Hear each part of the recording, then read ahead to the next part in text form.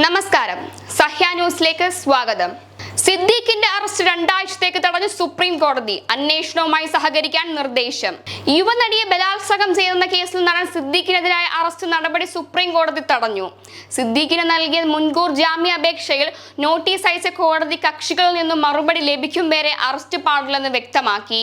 ജഡ്ജിമാരായ Bela M Trivedi, Satheesh Chandra Sharma എന്നിവരുടെ ബെഞ്ചിന്റേതാണ് നടപടി. സംസ്ഥാന സർക്കാരും അതിജീവിതയും സിദ്ദീഖിന്റെ ആവശ്യത്തെ അതിശക്തമായി എതിർത്തെങ്കിലും ഹർജിയിൽ നോട്ടീസ് അയച്ചുകൊണ്ടാണ് കോടതി അറസ്റ്റ് തടഞ്ഞത്. അന്വേഷണവുമായി സഹകരിക്കണമെന്നും സിദ്ദീഖിന്റെ അഭിഭാഷകരോട് കോടതി നിർദ്ദേശിച്ചു. സിദ്ദീഖ് മലയാള സിനിമയിലെ പ്രമുഖ താരമാണെന്നുള്ളതും പരാതിക്കാരിയുമായുള്ള പ്രായ വ്യത്യാസവും അതിജീവിതയുടെ അഭിഭാഷകയും കേരള സർക്കാരിന്റെ അഭിഭാഷകയും കോടതിയിൽ ചൂണ്ടിക്കാട്ടി. പരാതി വൈകിയതും പരാതിക്കാരി 2019 മുതൽ 2022 വരെ ഫേസ്ബുക്കിലിട്ട പോസ്റ്റുകളും ചൂണ്ടിക്കാട്ടിയാണ് സിദ്ദീഖിന് വേണ്ടി ഹാജരായ മുകുൾ റോഹത്ഗി വാദിച്ചത്. മലയാളത്തിലെ അറിയപ്പെടുന്ന നടൻ കേസിന്റെ ഏതു ഘട്ടത്തിലും ലഭ്യമാകുമെന്നും എവിടേക്കും ഓടിപ്പോകില്ലെന്നും മുകുൾ റോഹത്ഗി പറഞ്ഞു.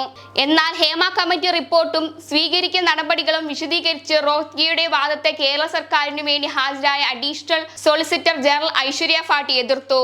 ഹേമ കമ്മിറ്റി റിപ്പോർട്ടിനെ തുടർന്ന് മലയാള സിനിമാ മേഖലയിൽ നിന്നുള്ള 29 പേർക്കെതിരെ 29 കേസുകൾ എടുത്തു കഴിഞ്ഞു. ഇതിൽ നടപടി സ്വീകരിച്ചു വരികയാണ് തുടങ്ങിയ വാദങ്ങളും കേരളം ഉന്നയിച്ചെങ്കിലും ഇടക്കാല സംരക്ഷണം നൽകുന്നുവെന്ന നിലപാടിൽ കോടതി ഉറച്ചു നിന്നു. വഴങ്ങണം, സഹകരിക്കണം തുടങ്ങിയ അർത്ഥത്തിൽ അഡ്ജസ്റ്റ്മെന്റ്, കോംപ്രമൈസ് തുടങ്ങിയ വാക്കുകൾ തന്നെ മലയാള സിനിമയിൽ ഉണ്ടെന്നും പ്രതിയും പരാതിക്കാരിയും തമ്മിലുള്ള പ്രായ വ്യത്യാസം പരിഗണിക്കണമെന്നുമായിരുന്നു പരാതിക്കാരിയുടെ നിലപാട്. 19 വയസ്സുള്ളപ്പോഴാണ് സിദ്ദീഖിൽ നിന്നും മോശം പെരുമാറ്റം ഉണ്ടായതെന്നും വർഷങ്ങൾക്ക് മുൻപ് ഫേസ്ബുക്കിൽ പിന്തുടർന്നാണ് സിദ്ദീഖ് അവസരം നൽകാമെന്ന് പറഞ്ഞ് സമീപിച്ചതും പീഡിപ്പിച്ചതുമെന്നും പരാതിക്കാരി ചൂണ്ടിക്കാട്ടി. കോടതി ഉത്തരവ് പുറപ്പെടുവിക്കുന്നതിനിടയിലും തടസ്സ ഹർജി നൽകിയവർ കോടതിയിൽ വാദം ഉന്നയിക്കാൻ ശ്രമിച്ചെങ്കിലും ഇടക്കാല സംരക്ഷണം നൽകുകയാണെന്ന് വ്യക്തമാക്കി കോടതി വിധി പറഞ്ഞു.